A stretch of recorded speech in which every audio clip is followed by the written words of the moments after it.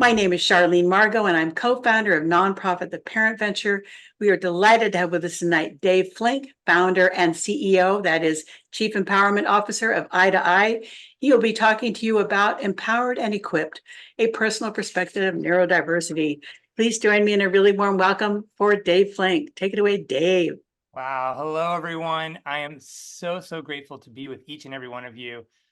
Literally moments before hopping on our Zoom link here, I was hanging out with my 6-year-old son and explaining to him why it was so important that I jump into this opportunity. He said, "Who's going to be there?" I said, "People from all over, including, by the way, my mother, who many of the lessons I'll be sharing with you tonight, I learned from her as both a parent and educator." So hi, Mom, from Atlanta, Georgia. I am calling in from Oakland, California, and really just excited to share a bit of my journey and the journey that I've learned from talking to countless other families over the past 25 years. And with that, I'm going to share my screen. We will hope for all the good technology to work. And I'm going to just spend, like Charlene said, about 40-45 minutes with y'all, just walking through a couple of stories and hopefully sharing a couple of lessons that came from those stories. And please put comments and questions in the chat, and we'll try and get to those as best we can at the end. So Charlene mentioned, my name is Dave Flink, and you guys all are signing in for a journey, a mission. And to do that, I want to set you up for a challenge. And if y'all are the learners who like to write things down on a piece of paper, I'm about to tell y'all a story, and in that story, I'd like you to do these following things. First, as you listen to the story, reflect on the power of relationships. Second, think about how we make visible this experience of people who are neurodiverse, an individual and often invisible experience. As somebody who identifies as neurodiverse, as dyslexic and ADHD, I can attest to the fact that when I walk into a room, you rarely know that I identify as dyslexic and ADHD. So when you listen to this first story, think about what that might look like and feel like in your own lives.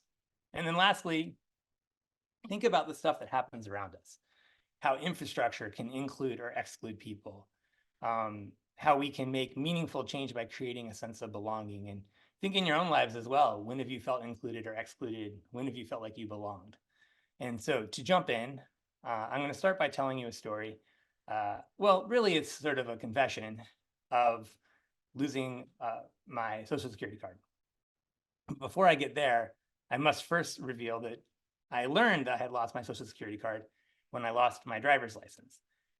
And I kind of joke, but it's kind of true, that I think when you have ADHD, I mean, you just lose certain things more often. That's part of what comes with it. There's huge advantages. I would make like a really good spy because I get a lot of detail all the time, more data than most people. But keeping track of a government issued ID for a long period of time, not in my skill set. So I had lost my driver's license and quickly realized, and for those of you who have had this experience, you probably know that in order to get a new driver's license, you need other forms of government ID. And usually it's a birth certificate, which, by the way, I'd also lost, and my Social Security card and a few other things. So in order to be able to legally drive again, I realized I quickly needed to get a Social Security card. So what did I do? I had to lick my wounds, because no matter how proud I am of my neurodiverse brain and the ability to stay here today and talk to 450, 550 people from across the nation and the globe, it takes a bit of confidence. It still hurts a little bit. It still requires a removal of self-esteem from my self-esteem piggy bank to be able to march into this office that I had to go to, the office where they keep the Social Security cards. It's a real office.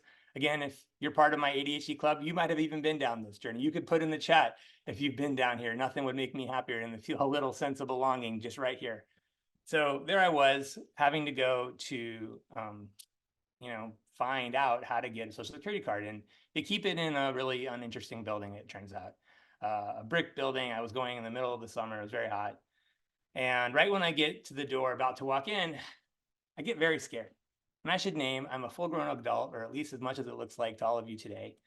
And yet, I know on the other side of this door is probably a test. And it's a test that somebody who identifies as I do might not do so well on. And I've had in my history a lot of challenge and trauma, frankly, with tests. You heard some really nice things said about me, and very proud to be, a graduate of 2 Ivy League schools and frankly, just a 5th grade. But as I was about to walk in and take this test, I thought, oh no, there's gonna be spelling in this test, something I still struggle with, despite the fact that I'm an author. There's gonna be maybe a time limit, which sometimes is something I struggle with. And what did I do in that moment? I already named out my best accommodation who's with us virtually today, wherever you all might be calling in from, my mom. And she can tell you, while I stood outside this brick building, sweating and feeling very nervous, her phone rang. And I called her and I said, what am I going to do? There's going to be a time spelling test. And that's what stands between me and ultimately driving legally again. And she did what a lot of great parents do, and probably what a lot of you do, which is she said, Dave, it's going to be okay. And I got you. And by the way, aren't you calling me like in present day? You're not, a 12-year-old anymore. You're talking to me on the very device that has built into it spell check, that has built into it a lot of information that you maybe would have struggled to find in the past. Don't worry, you got this. And if you need any extra help, you can call me back. A deposit into my self-esteem piggy bank. So I put down my phone, feeling quite confident, and knew that if I had trouble, I could call her, I could get some confidence back. I maybe could track down some information. If my spell check didn't work, I could probably ask her. As a teacher, who's not dyslexic, she's very good at spelling. And I go up to the top floor where, they keep all the cards apparently. And there's this guy, this big guy. And he's like kind of guarding the cards or something, I don't know. And I realized that I probably need to explain to him where I come from, what my background is, what are some accommodations I might need for this presumed spelling time test. And all I really need is permission to use my phone. And right next to him is a sign. And the sign says, no cell phone use. No cell phone use. That was my whole plan. Immediately, that was my whole plan. So I started advocating for myself. What do you do when you come from our community? You learn to ask for what you need, which is the same thing that all people do when they hit a bind. And I don't know if this guy just wasn't interested in talking to me, or maybe his job was just to like be really big and to not talk, but he just kept pointing to the sign no matter how much I explained to him the kind of accommodations I might need. I'm not even sure if he understood what the word accommodations meant. So I walk into the room, and to confirm my fears, there is a form that I have to fill out. And you know these type of forms, right? It's a, mini lined form. They got the pin like attached to the wall. And every time I had to write something down on this form, again, I had to make a little withdrawal from my self-esteem piggy bank. And the first time I had to make that withdrawal was literally the question, where were you born? I was born in Phoenix, Arizona. Literally, Phoenix. PH, really? Like for dyslexic? And like so many vowels and an X? Why do we even have X anymore? And even though I've mostly memorized it and I, took my time, I still struggled. So I got it down. I'm not actually sure to this day if I got it down right. And as I'm filling out all the forms, luckily it wasn't a time test, it turns out, but people are just passing me by. Finally, I finish and I sit down and I'm feeling now bankrupt again. I've withdrew every bit of self-esteem I had to like get through this process. And then something kind of happy crosses my mind, which is I realize if I maybe have a higher likelihood at losing government issued IDs than probably other people who learn and think like I do, the 20% of us who are neurodiverse might overrepresent in this room. So I start feeling really good about that idea. And I start looking around thinking, is there anyone in this room who's also neurodiverse? But like, it's hard to tell, right? It's invisible. I see somebody whose foot is kind of bouncing and I'm like, is that like an ADHD bounce or like not ADHD bounce? We've never done the tests. And then I see somebody who's knitting just really fast in the middle of the summer. And I think, why are they knitting? What could they be knitting in the summer? Maybe that's somebody who's, part of my club. I don't really have the confidence to ask anyone. I just, looking at my magazine while really trying to study all the other people. But finally, somebody walks in. And sometimes if you spent time in my community, there are characters who show up. And this person who walked in, you just have to define this character. Middle of summer, tweed coat, like he had like a flower in his lapel. He's wearing a bowler cap. Like if like jazz music, like Frank Sinatra song, it started playing when he walked in, he kind of just done like a little leap. It would have totally fit with the whole vibe. And I thought maybe this guy's part of my club. And he walks up to the form and he looks at it. And all of a sudden the blood just seeps from his face. And he turns on his heels and then he announces to the room, "I'm dyslexic. Can anyone help me fill out this form?" And I'm like, wow, like, why didn't I think of that? Like, what a great idea. And so I look around to see if anyone's going to help him, right? Nobody moves. Not one person moves. So I get up out of my chair and I walk up to him and I say, well, look, I too am dyslexic, but I'm happy to try and help you fill out this form. Leave no dyslexic behind, right? And together, we slowly start to fill out this form. And while it was a challenge for me, there was something that filled my heart being able to support someone else. And also, I learned we came from very different experiences in school and very different generations. I asked him when he was in school, what did he do when he struggled? And he told me they told him to just put his head down on his desk. For me, I was very lucky. I'm very aware of my privilege in lots of ways. So one of the ways was that I was privileged to be taught in a way that fit my dyslexic brain. I learned through Orton Gillingham, not necessarily advocating for that method, but it was a different method that was being taught in most schools and still, frankly, in a lot of schools. And so when he told me his name was Dave Thomas, not the Wendy's guy, I was able to try and siphon it out. And when I asked him what year he was born, because that was one of the questions on the form, and he said like the 1800s or something, his question to me was, do I know other dyslexics? I said, well, I know lots of neurodiverse folks, kind of my thing. And he was like, where are they? Like, he wanted to know where the hive was. And I realized what it meant to be in community like we are today, just to be able to tell our stories. So I got him through this process, and I am happy to say that we both got our Social Security cards, and I later went on and got my driver's license. But as we were leaving, he literally hugged me. I don't tend to just hug strangers, but I understood what was behind that hug. And I was really happy to validate his experience and to help him through it. So we think about that story, and I'll share with you what I've been doing for the past 25 years. What I hope I've made clear for y'all is not only how the infrastructure around that can limit or support, and how a sense of belonging can validate or invalidate a person's experience, but frankly, it's the world that my nonprofit, Eye2Eye, that I founded when I was 18 years old, has sought to do from its beginning, which envision a world that is anti-ableist and embraces neurodiversity. Now, you may not know some of those words. We're going to unpack them today. But to do that, we need Beyonce. Now, if you're a Beyonce fan, and I suspect lots of people are, because it just seems like she's everywhere, then you probably know that she had to remove an ableist slur from a song that she dropped called Heated. And why I love Beyonce is it's not that she was perfect. She used a word that offended a lot of people on the disability community. What made her an excellent anti-ableist is not that she made a mistake and tried to hide from it. It's that people who were neurodiverse said, hey, the word you used feels hurtful to me and my experience in this world. And so she changed it.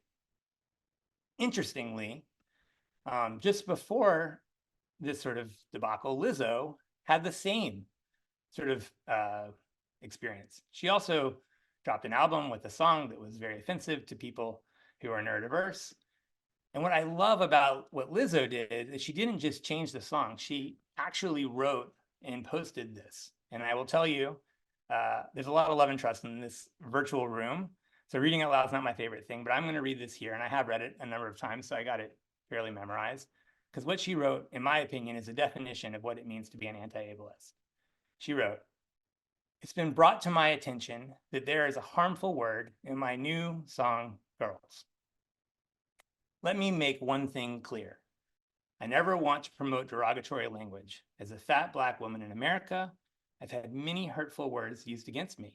So I overstand," which I love that word, "the power words can have, whether intentionally in my case or unintentionally. Whether intentionally or in my case unintentionally. I'm proud to say there's a new version of Girls with the lyric change. This is a result of me listening and taking action. As an influential artist, I'm dedicated to being part of the change I've waited to see in this world." And so today, when you all are thinking about what action you need to take to I suspect for those of you who are parents or educators, it's probably specific to either your kids or to a number of students. It's going to require you to do some things differently. And so in order to do that, we're going to have to break some eggs. Well, not these eggs. We're going to have to, well, not exactly these eggs either. These are dinosaur eggs. We have to think about what kind of breaking of rules we have to do. So I'm going to talk about dinosaur eggs to help us better understand that. When we think about rules and we think about eggs, we think of them both as precious. But if the world was perfect, right, then we would put those rules behind glass, just like we did dinosaur eggs, and they would never need to change. And let's be honest, a lot of the ways in which people who are neurodiverse struggle have to do with rules that say things like people who read well read with their eyes. I can tell you, I do most of my reading with my ears. Some would argue back when this started for me, when I was a kid, that I was breaking a fundamental rule. I suspect many of you probably listen to books now or articles with your ears. So how did we make that change? Again, we're going to use dinosaur eggs as a way to understand that. So for those of you who are paleontologists or love paleontology, I think that's how you say that word, then you probably know that the first dinosaur egg was found in the 1800s. What you might not know is that the first dinosaur embryo was found in 1983. Why was that the case? So to understand that, you have to understand a rule that was broken. And that rule was about how we thought about dinosaur eggs. So in the 1800s, when the first dinosaur eggs were found, we went and we put them all in museums. We thought eggs are precious. We don't break them. It took someone named Jack Horner to break that rule. Jack said, I am curious what's inside those eggs because I think it might be a dinosaur embryo. And what would happen if we understood better what dinosaur embryos were like? How better would we understand dinosaurs? And guess what? We can always glue the eggs back together. I've had the pleasure of meeting Jack, and he likes to quip that the difference between him and everyone else was that he knew of super glue and a hammer. And sure enough, he discovered the first dinosaur embryo by breaking a rule. He broke the first dinosaur eggs that were discovered and discovered dinosaur embryos, and it changed the way that we thought of dinosaurs fundamentally. If you learned about dinosaur eggs, which is about when I learned about dinosaur eggs, because I was born in 1980, you learned about them differently after Jack. And not only did Jack change an entire ecosystem, books were written about him. So Jurassic Park, based on him. And then when they made the movie, he got invited to be the consulting paleontologist for the movies. So he hung out with Steven Spielberg and did all those things because he broke a fundamental rule. And what you need to also know about Jack is that Jack's dyslexic. So sometimes we have to break some rules. Sometimes we have to be like Jack Horner. You don't have to be dyslexic to break some rules, but you do have to think about why some of these rules exist and whether they're serving us well. So again, our mission, reflect on relationships. What was the relationship like between me and the security guard? What was the relationship like between Jack and all his other paleontology friends? How did I, even in this storytelling, make visible this invisible experience? Jack did it pretty well by literally breaking eggs. Infrastructure. What were the things around me in the Social Security card story that either allowed me to flourish or not, right? Starting with, why is this test a written test? You know, did it have to be that? Nowadays, I know when I went on to get my driver's license, you can actually go in, it's digital, and you can write stuff in, and how different that is to be able to have spell check there at your fingertips and not to be judged by your misspelling of your home birth state, right? So we have a lot of things we can do, a lot of rules we can make or break to allow people to feel seen and heard and valued. So I want to express, sometimes I share these stories, and by the way, I share the Social Security card story because it is and it should be boring. These are quotidian, everyday experiences that we all have that can either include folks or not. I'll just share that at the organization that I run, we've addressed these ways of changing the world through a variety of programs. So we have a mentoring program where we match college and high school students who are neurodiverse with young people who are neurodiverse to make sure that they have a common relationship. You do not need to have eye to eye to be able to build those types of relationships. You just have to be willing to share your story and to listen to another's person. We do talks like this to make these stories visible. And you do not have to join in on, 450 people listening to your story to make a story visible. You can do it on the train. You can tell your family story to one other person. And I guarantee you, whether they have the exact same experience or not, you'll feel like something became visible that was invisible before. For us, one of the things we create are clubs. So we have something called the Neurodiverse Alliance, where young people can come together with their allies to be able to feel a sense of belonging. And we change infrastructure in some of the ways by giving scholarships to young people who are neurodiverse. I mention this because quite often young people who are neurodiverse don't get the opportunity to lead because it may take twice as long just by the way we've created school for them to get through things. I know I missed out on a lot in school because it took me twice as long to read a book, or it took me twice as long to do an assignment because frankly, computers hadn't really come that far, and computers are a way in which when given me the opportunity, I can actually work as fast, if not faster than some of my friends. That's an accommodation that works well for me. Feels kind of silly now to talk about, but going back, for those of you who are about my age or older, thinking about high school, computers were just being invented. So to understand all this, we really do need to understand neurodiversity. And that's a term that I love. It is not a term I grew up with. It's a term that the kids use. It is the extension of our better understanding of learning difference, LD, ADHD. Fundamentally, it's with a person with average to above average intelligence has a challenge with one or more processes related to learning. And those processes mean that their brains are wired differently, but it's the stuff around them that creates those challenges. And there's a whole bunch of words that go along with all of that. You probably have seen some of these words. It's probably what brought you here today. These aren't even close to all of them. What we don't often talk about is all of these words start with where the challenge is. And what we also know, and the research has finally started to show up to help us better understand this, with every challenge, there's strengths. So we now know that neurodiversity also means that people have creative problem solving, grit, outside the box thinking, empathy, visual spatial dynamic reasoning, entrepreneurial skills. These are just some of the things we're starting to discover. And not all neurodiverse traits, express in the same ways, but almost all of them, while there might be some challenges with how we present them in the world or in school, we also know that on the other side of that are some interesting gifts. So we need to better understand and reflect on ways in which neurodiversity shows up in our community. Again, we know it's 1 in 5 people. We need to better understand what it looks like.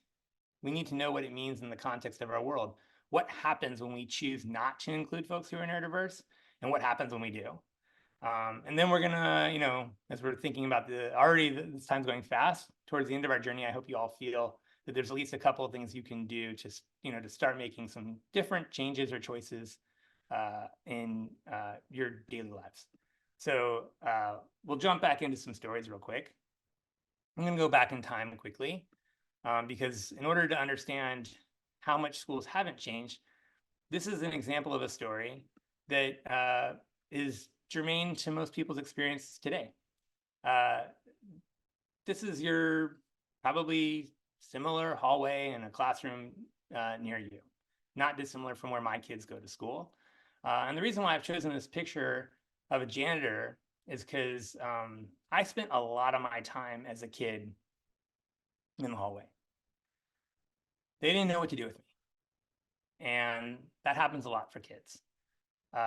We've come a long way, but frankly, as a kid, when I didn't know how to read and I didn't know how to spell and I didn't know how to sit still, they individualized my learning by asking me to just simply sit outside in the hallway.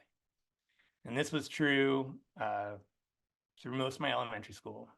And I can tell you that it made a message. I'm sure they thought they were doing what was best for me and probably what was best for others in the classroom. And by 5th grade, when that choice had been made over and over and over again, it was pretty clear to me that I didn't think I belonged in school. Now, I told you all at the beginning that I'm happy to say, not only did I graduate from high school and college and graduate school, but I did it all with a smile on my face. But in 5th grade, that wasn't the case. And the thing that turned it around was one person, and his name was Jim. And he was a janitor in my school. And by 5th grade, we had seen each other a lot because he would find himself walking down the hallways, cleaning the floors, and he'd see me out there. And while they had given me assignments, they hadn't given me a different way to do these assignments. So I rarely could do what was being given to me. And he made a choice. Started with a small choice. He just learned my name. And every time he saw me, he'd just say hi to me by name. It changed my life right there, to be honest. Another caring adult that didn't sort of feel like they had to acknowledge my existence. Teachers are amazing, really great ones, make your heart sing. But you need more than that. For those of you who are parents or guardians, I know you try and make your kids' heart sing every day. But Jim made a huge difference. And he even went a step further than that. One day he asked me if I liked games, which I loved. I loved games. I always wanted to play a game. And he asked me if I ever knew chess. If I knew how to play chess. And I said no. And so he brought a chess set, a little tiny chess set that he used to keep in his jumpsuit pocket. And he would sit down every day. He taught me to play chess, and then we played chess, and he let me win a lot. I'm sure that's what happened. I'm sure he let me win. And it saved me. One person who showed me that there was something that I could do and do well in school, and it was in school. It is helpful to have things outside of school where kids feel like their hearts sing too. I had taken up a hobby of being a magician, and that really worked. But it was in school that made a difference. And because of that, I later was able to get identified. I better understood that I was dyslexic and ADHD. And I actually went to an amazing school just thereafter. This school in particular invited me to leave. It's like being invited to a party you don't get to attend. But it wasn't a sad transition for me, because with this invitation came these words. At the time, dyslexic and ADHD. And then I went from describing myself as stupid or lazy, which were the only conclusions I could come to just being different. So never underestimate how people in your kids' lives can change their life. In fact, as a parent, I can tell you I do this as a parent right now, finding additional people who can just help raise your kids and see them shine. It makes a world of difference. So in the interest of time, I'm going to fast forward. So I got through school, and at a different time, I could tell you all the things that happened, but I'm going to try and encapsulate all those things in this story. So I got through school, and I amazingly went to Brown University. And here is essentially what I had figured out between Jim, frankly, saving my life, and getting accepted to one of the most prestigious universities in the country and in the world, which is there was a very short model that I practiced every day to get through school. Number one, if something around the environment didn't work for how I learned and thought, I asked for what I needed. So when I picked classes as a freshman, I was going to pick classes that, at least to the best of my ability, would play up to my strengths. Number two, I would never be as sort of frightened or scared to ask for an accommodation. So the laptop's what was going to get me spell check, which was going to help me do better in my paper. I asked for it. If I needed to work in a distraction-free environment, I'd ask for it. You know, go to college, your accommodations don't necessarily follow you. They can, and we've worked really hard on passing laws here that make that happen. But I realized that regardless, I needed to ask for what I needed. And number three is I need to keep my self-esteem up, right? In order to be able to do these other things, I really needed to be able to feel confident. Well, luckily, when I got to college, the confident piece came easily because I was passionate. And I decided I was going to become an educator, which I couldn't have been more passionate about because, frankly, educators had changed my life. So that alone, being able to do something in school that I thought was going to make a difference, gave me a lot of confidence. And I chose for freshmen the hardest class that I could find in education. In fact, I advocated for myself to get into this class, so it actually wasn't available for freshmen. That's what passion can do. And for those of you who are super passionate, you probably know. So here I was, a freshman, trying to talk my way into the hardest class at Brown, taught by the head of the education department, a woman named Cynthia Garcia Cole. And I got my way in. And immediately after getting into this class, I was given an assignment. And one of the reasons I picked this class was that I knew I tend to struggle with like multiple choice tests and that kind of thing. And my first assignment was a writing assignment. I had to read a bunch of books and then write about it. And there was nothing to say. I couldn't listen to my text. So I got it all in audio and listened to my books. And there's nothing to say I couldn't use my laptop. Laptops had become a bit more common by the late 90s. So a lot of people had computers. So I took my laptop, which is my accommodation for spelling, to a room in the library called the Absolute Quiet Room, perfect for somebody with ADHD because it was very distraction free. The internet was just coming online. It is much more difficult to find those kind of environments now, but kids have to find them. And I started writing a paper early, to be honest, which was something uncommon for me and for many people who have ADHD. But because I was so passionate, I had done that. So I finished this paper for my first assignment in this class I was super passionate about. I had one last step that I had always used. Well, I didn't talk a ton about my neurodiversity. In fact, I had decided when I went to college that I wasn't going to really tell anyone. I did understand it was helpful to have somebody else besides me be involved in my education besides just a professor, something that Jim even taught me. So I turned to my new roommate. And my roommate agreed to proofread my paper. I asked him, look, I think I wrote this great paper, and would you mind reading it? And he said, sure, I'll read it. And why don't you take out the garbage in the meantime? We hadn't taken out the garbage in like a whole semester. So it seemed like a really good idea, a win-win for particularly me and probably him too. Came back. He didn't really have a lot of questions or concerns or comments. And I thought, I don't know how this guy got into Brown, but I kind of did my process, right? And I turned in the paper. And I finally got the paper back. And when I did, I had 2 grades. I had an A and a slash. And then she wrote, see me. And I thought, she wants to see me. That's interesting. But then I thought, well, this is great. I mean, I know I wrote a really terrific paper and she gave me an A, so why wouldn't she want to see me? So I went to her office, which was this kind of scary office in the center of the university. Had this old oak desk that I just only imagined was made by a fallen tree in which the entire school created around it. She was a very well-distinguished professor. Literally every book in the room, I think she had written. So she sits me down. She said, you wrote a great paper. But. And then she goes on to describe all the spelling and grammar errors that I had made.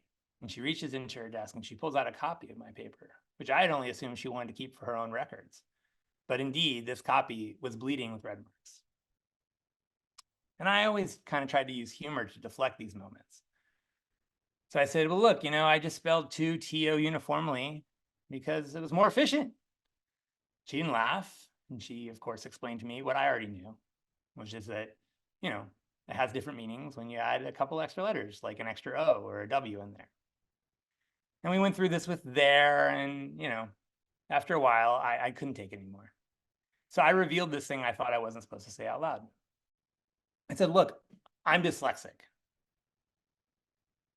I thought I was going to be kicked out of the university with that revelation, right? She goes, oh, like, no problem. She says, why don't you go to the Writing Center? I had no clue what the Writing Center was. Like, when they give tours on college campuses, they never go by the Writing Center. They point out the swimming pool, they point out the cafeteria. She said, yeah, like the Writing Center is like full of people who love to proofread your papers, and they would like help clean this all up. I go, oh, okay. So I leave. I'm going to get like a full A now, assuming I can get rid of all these grammatical spelling error type things. And I'm kind of upset though. I'm upset for a couple of reasons. First, I realized she said, you wrote a great paper, but. And those 3 letters negated the best thing in my day. And I realized that so often I do that. I'm smart, but I'm dyslexic. No, I can be smart and dyslexic, right? So in the back of my head, I file away. I'm going to need to talk to her about that. But I'm also really upset because I had a plan. I had a system that I had used time and time again. In the past, my parents had been the ones to proofread my paper. This time I inserted my new roommate, and he had clearly not done his job. And I decided we're going to have an intervention. So I go back to my dorm room. I put a chair in the middle of the room. I turn off all the lights. I put like a light behind the chair, and I wait. So when my roommate, a guy named also Dave, comes back, I'm going to tell him how he totally failed me. And he comes into the dorm room finally, and he turns on the lights, which ruins the effect, and that just already upsets me. And I start talking to him about what happened. And he's like kind of not paying attention. I finally say, look, I got my paper back And it's supposed to be this like great moment. And instead there's all these spelling errors and I was leaning on you and I revealed this thing that I had thought I would never tell anyone. Again, first I had told my professor and now I tell him, and I'm dyslexic and that's why I needed your help.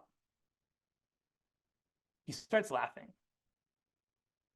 He starts laughing and like crying. And there's like a snot situation that occurs that's completely disgusting. In the midst of this like grotesque scene, he reveals that he is dyslexic. Information that would have been valuable to me earlier in the revision process. And at that very moment, I realized that this whole thing could have been solved with one change in my process, which is owning my identity. And that's why y'all have been staring at this picture this whole time. So this black and white picture on one side of the screen, you can see, if maybe you recognize me, I look a little older now, but I don't know why the picture is black and white. They did have color in the late 90s, but in the very, very back, the tallest guy in the back is me. And actually everyone in the back is all named Dave, but the other person on the far side is my roommate, Dave. And the two of us decided that if we're going to get through college, we better find some people to do it with. And so we started walking around campus wearing t-shirts that said things like, you know, this is what dyslexia looks like. And if neurodiversity had been a thing back then, we would have said like, you know, I wear neurodiversity on my sleeve. Said we had like, I wear ADHD on my sleeve.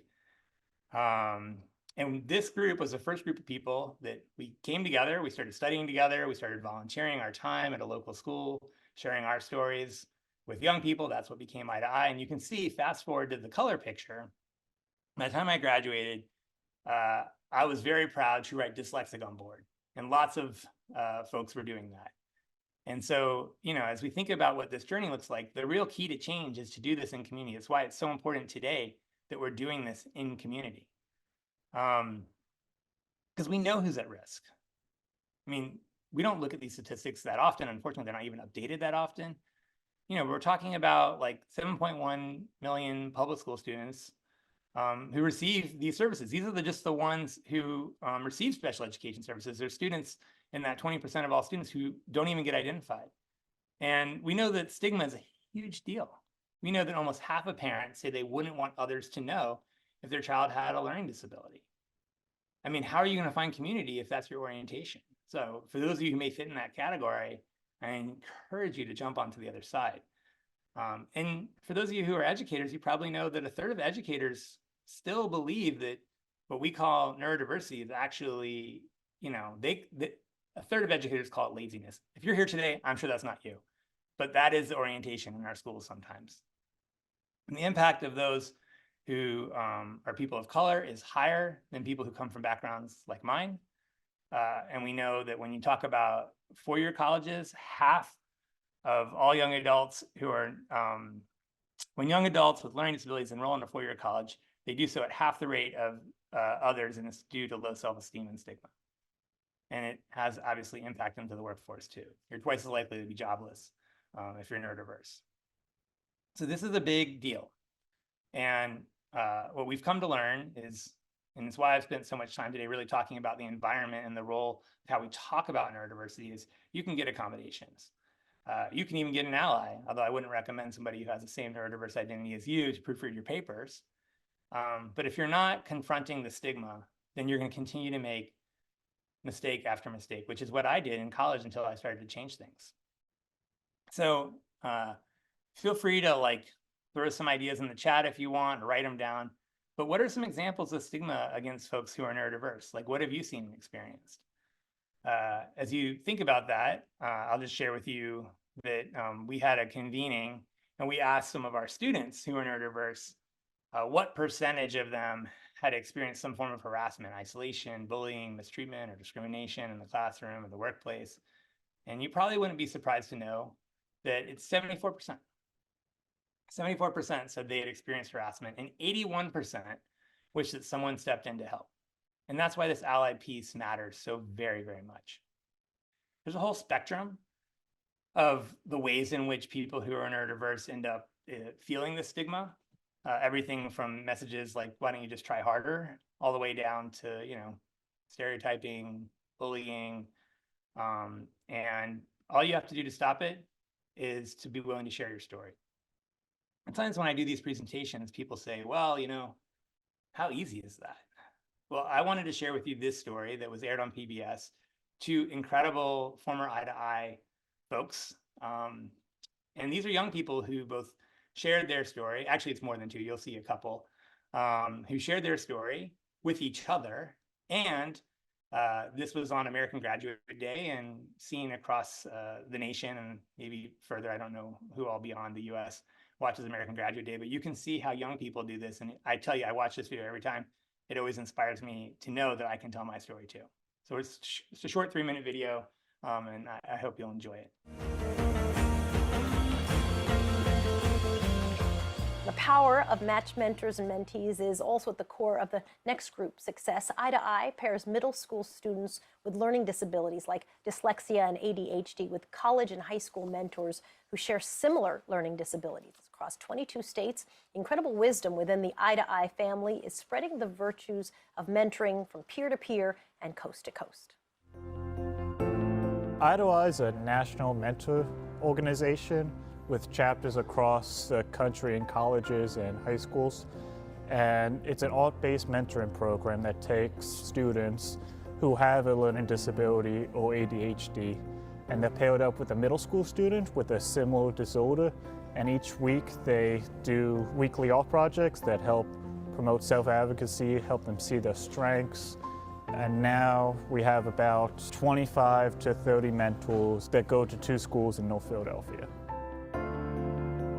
I have ADHD and I have dyslexia.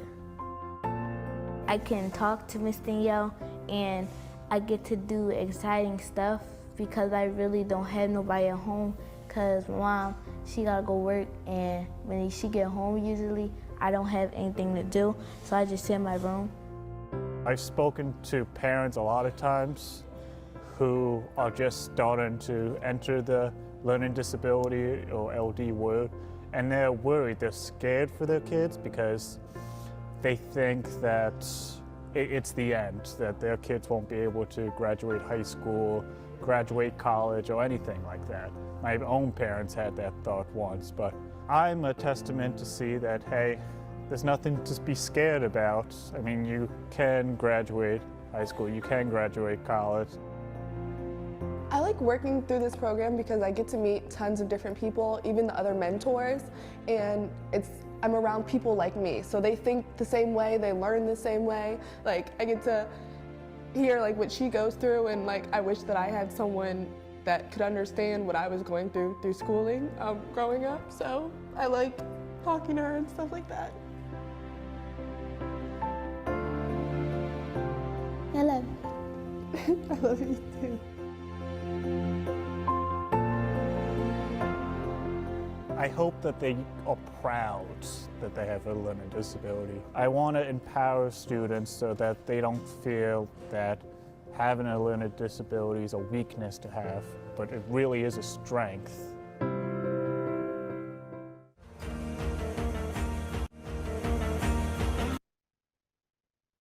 So we've come to the end, and when we think about, and we'll have now time for Q&A, but when we think about, how we navigate into the future, I just want to name, we have choices every day, right? We have choices every day about what we're going to do for our kids, for ourselves, how we're going to communicate, even when someone may ask you tomorrow, like, what was that webinar you went to? How are you going to articulate, not necessarily the things you heard today, but, oh, I went to something about neurodiversity, and let me tell you my family's story, or let me tell you my story. A number of years ago, when my oldest was about to go to school, I asked her if she was excited. And this was her reaction. And if you don't speak toddler, she's saying exactly what you think she's saying. I'm going to school. I always like to end on this video because this is where we start. You can hear I ask her here. So Emma, are you happy about going to school? Yeah. And, that's where we begin. And I'll just mention, it's not lost on me. I wrote a book about 10 years ago for parents. So for those of you who are parents, you might want to pick it up. It's called Thinking Differently. And it's many of the lessons I've shared with you today. It's been sourced by thousands and thousands of families. And yet I wrote this book, and I also now, my kids are older, and there's something I understand that I didn't understand when I wrote this book, which is, yeah, you want what's best for your kids and all kids, and your heart's going to live outside your body the rest of your life. And so I know this stuff is hard. I know today, if you've chosen to spend your time this way, you're doing so because you care about kids. So, these are some of our volunteers who also care for your kids. And if you want to learn more about how we can support your community, I hope you'll visit us in some of these ways. And with that, I'm going to pass it back over to Charlene, who I know is going to help me navigate some of the Q&A. And I think it's probably easiest if I stop sharing my screen. Is that right? Yeah, that'd be great, Dave. Thank you.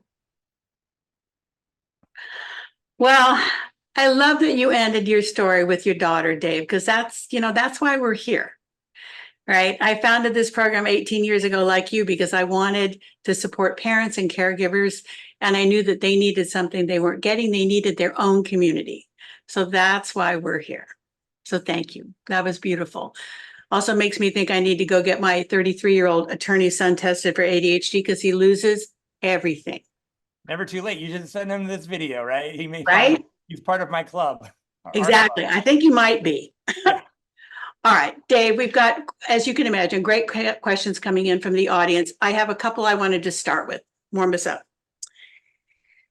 As a parent, you know this. It's very difficult to stand by and watch your kids struggle. Watch them, so when should you help? When should you step in? Do you have any advice about that? I 100% do. I do think it depends on the age of your kid.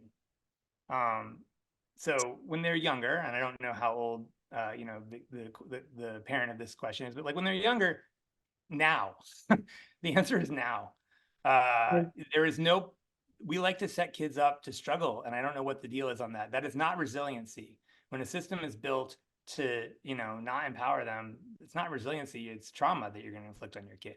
So first step is make sure you can get them properly identified. Secondly is to make sure you can get accommodations put in place in their school.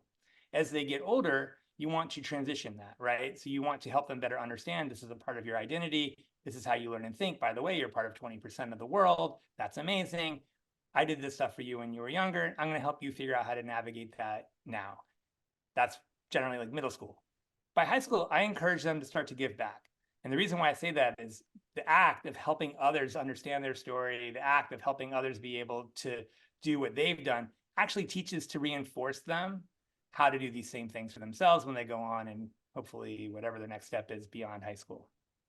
Like that video showed so beautifully, if someone had just cared or known, just like your stories about, that DMV story was kind of heartbreaking and kind of touching all at the same time, right? Yeah. So Dave, here's another one. I bet you have some ideas about this. The writer says, right now, my child just sees this neurodiversity as a negative. What can I do to help him see it as an asset? Well, this is what's really cool. When I was a kid, my parents tried to do this, and there were like 3 people. They were like, listen to Chuck Schwab, or like Paul Orfalea, the founder of Kinko's, or Whoopi Goldberg. Oh no, I think Henry Winkler was in there too, right? And I'm like, okay, none of that helps me. I really am grateful that these people went on, but like, I'm not interested in finance and I don't want to be an actor. So like, and what I realized is none of that helped me.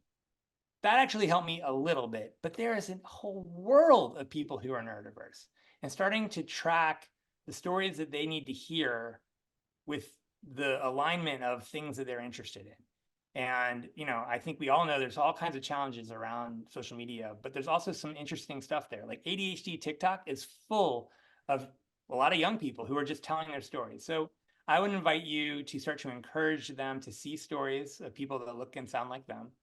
And then also try and do that in your own community. If you start asking others, hey, do you know folks who learn and think like this? You're going to have to take a risk. But we know it's 20% of the population. What I didn't know, and what I wish I had done, is if I had looked to my right and left, 1 in 5 people in my classroom in 5th grade would have identified the same as me. And that would have changed everything for me. I didn't figure that out until I was in college. So it is very hard to change the message. You can reinforce it with people they might be excited about out in the world. And then you can also do it with people in your community. And it is wonderful to see, isn't it, Dave, that I think we're seeing a sea change in people who are neurodiverse advocating for themselves, owning the power that they have, owning what makes them different. It's really kind of beautiful, isn't it? It's amazing. It warms my heart. And it's also real people, right? Part of the reason why like Henry Winkler wasn't super helpful for me is I'm like, I mean, I don't know who the Fonz is, and B, that doesn't track with, I mean, You're too young. I was too young. But like Orlando Bloom would have resonated, who's, part of our club. But, I also like the Jack Horners of the world. Like a paleontologist, that's cool. I want to study dinosaurs. Tell me about a dinosaur dyslexic person. That's cool. That is cool. All right. And on the flip side, here's a really good question. I like this. Writer says, I'm wondering about how you define neurodivergence. Since we're all unique, it feels like the end goal should be to meet everyone where they are versus grouping people into neurodivergent or not. Yeah, no, well, I think it's being redefined. If we think about the story historically, right, we started at like a very medicalized model. You were either in or out of the club. You had to get this paperwork done.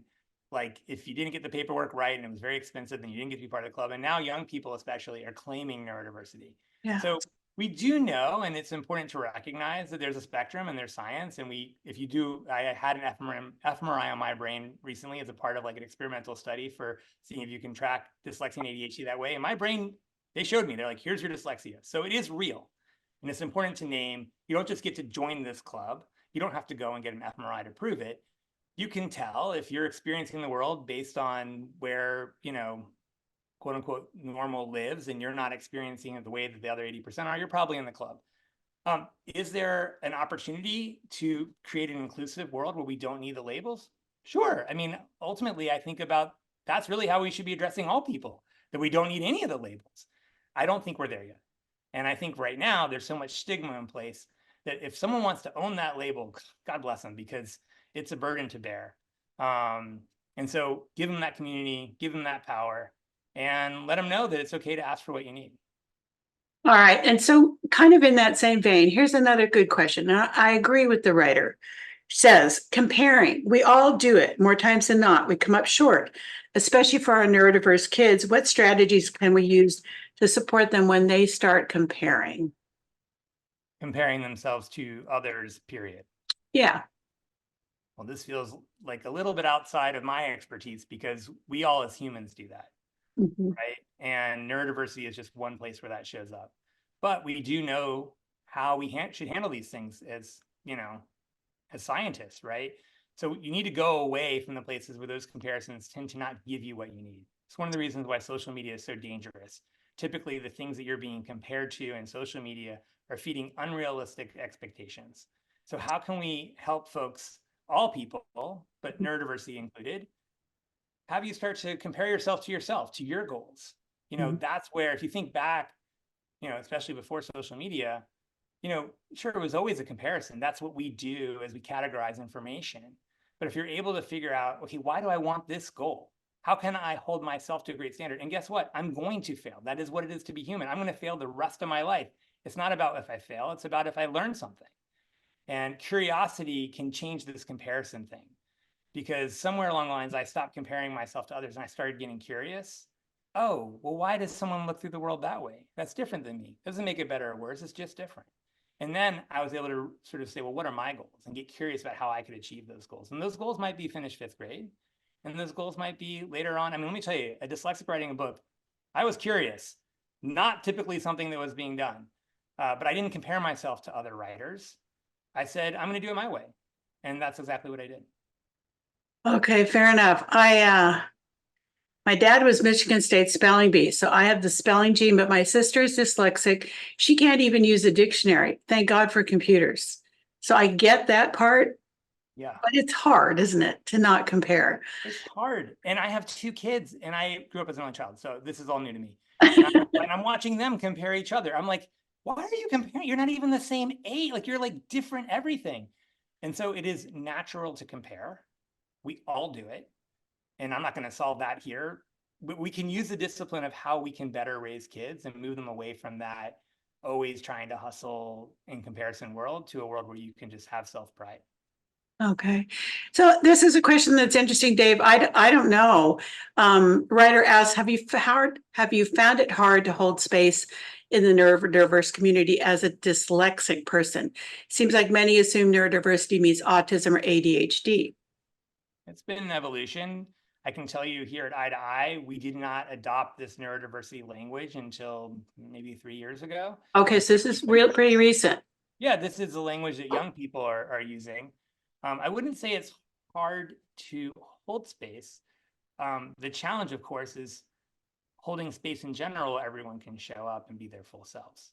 So we've been excited to broaden the aperture of community. And by the way, to go a step further, we're holding community for folks who identify as neurodiverse and also their allies.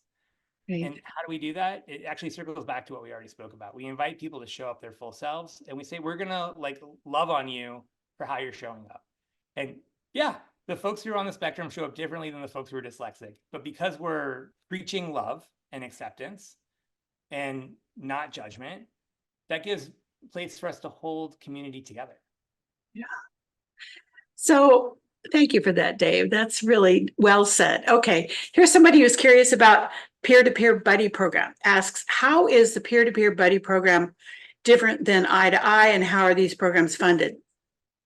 I don't know the peer-to-peer buddy program, so I can't speak to that, but I can tell you about I2I. Okay. So the way that we work at I2I, we have two models, right? We have the mentoring program, which we've talked a little bit about, and then we have this Neurodiverse Alliance, which the mentoring program lives within. The mentoring program happens within a school setting. So we have folks in the school who are helpful in identifying kids, because we don't know, who those kids are, who get invited to the club, and then we have a curriculum and we provide some supervision and training over the years so that these mentor relationships can happen and they flourish. And then with the Neurodiverse Alliance is actually led by you, anybody. The mentoring part requires school sign-on, but a Neurodiverse Alliance can be literally started by anyone, particularly a young person who'd like to see change in their community or who'd like to feel a sense of belonging. So Right. sometimes we'll have literally one person sign up, and then they find others, and it's just like the story that I told earlier, except for the picture's not black and white anymore. All right. So Dave, our hour together has just flown by. We are so grateful to you. I can't believe we've come to the end. Yeah. So what kind of final words would you like to leave us with tonight, Mr. Flink? Wow, I hadn't thought about that. That might be the hardest question. Someone once said to me, I'm trying to get the line just right, something about may your backbone be as strong as your wishbone. And this stuff is hard. Mhm. And I bring a lot of joy. I hope people felt it virtually to the way that I show up, but I don't want to underestimate that your heart lives outside your body the rest of your life.